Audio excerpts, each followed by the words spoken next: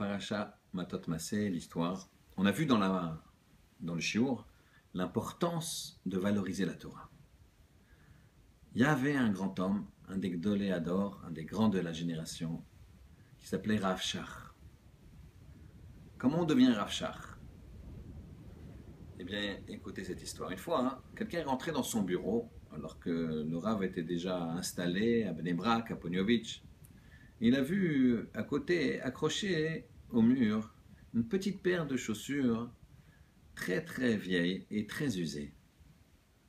Il était étonné, son regard ne pouvait se détacher de cette paire de chaussures pendant qu'il recevait les brachot du Rav.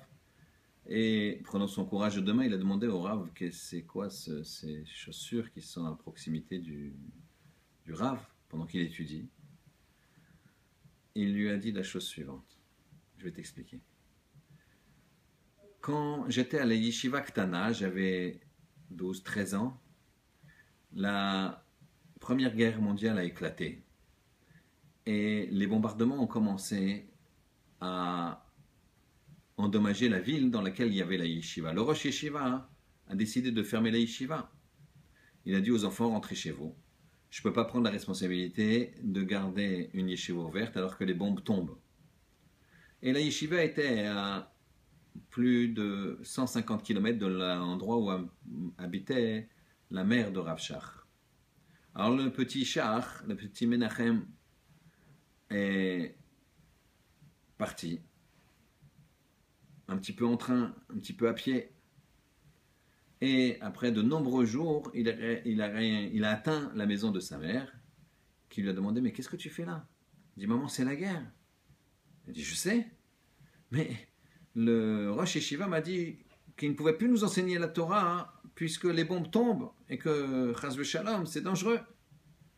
Elle lui a dit, écoute mon fils, tu vas te reposer quelques jours et tu vas repartir. Parce que tu diras au Rosh Yeshiva qu'une bombe tombe ici ou tombe là, c'est Akadosh Baruch Hu qui décide. Alors autant que ce soit, si jamais ça doit être Chas v'Shalom, que ce soit pendant que tu étudies la Torah. C'est l'essentiel de la vie d'un homme. Si tu n'étudies pas la Torah, la bombe est déjà tombée, même si elle ne tombe pas. Elle est tombée, elle t'a empêché d'étudier la Torah, elle est comme tombée, même si on reste en vie. Mais si tu n'étudies pas, si tu étudies, alors là, Bezrat Hashem, elle te protégera. Et si jamais elle tombe quand même, eh ben, tu as étudié et tu as développé tout ton potentiel. Voilà ce que tu diras au Rosh Yeshiva, mon trésor. Elle le prit dans ses bras, il resta quelques jours et il partit. Seulement la guerre avait fait plus de ravages et il y avait plus de trains. Les carrioles étaient difficiles. Les gens prenaient d'assaut les carrioles et les charrettes et les moyens de locomotion. Donc il a fait les 150 km à pied, pratiquement à pied. Et ce n'est qu'au bout de très nombreux jours qu'il est arrivé. La yeshiva était fermée. Il a été là où habite le Rosh Yeshiva, il a frappé à la porte. Il lui a dit, bonjour, c'est Shach, je viens étudier. Le Rav lui a dit, mais les bombes elles tombent, je t'ai dit de rentrer chez toi. Qu'est-ce que tu fais là? C'est incroyable. Il lui a dit, ma mère m'a envoyé. Il lui a répété le message de sa mère. Le Rav est tombé en sanglots. Il lui a dit, si c'est ça, alors je vais te prendre et on va étudier la Torah.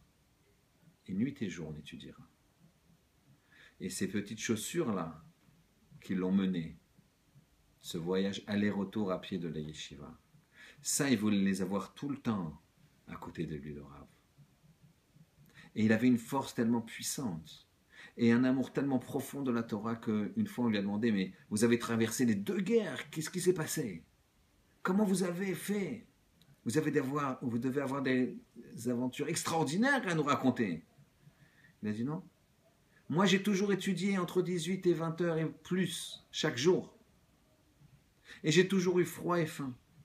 Et pendant la guerre, j'avais juste un peu plus froid et un peu plus faim.